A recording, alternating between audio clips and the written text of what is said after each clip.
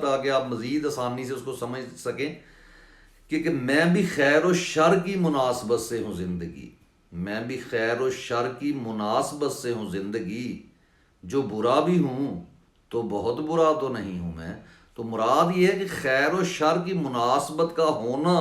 ہی اصل انسان کی پہچان ہوتی ہے، کہ اس میں خیر بھی ہوتا ہے اور شر بھی ہوتا ہے۔ لیکن آج جو کچھ ہو رہا ہے، یہ جو تقریباً کہہ لیں 4 سال سے اوپر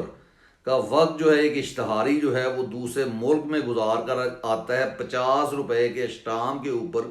تو یہ جو چیز ہے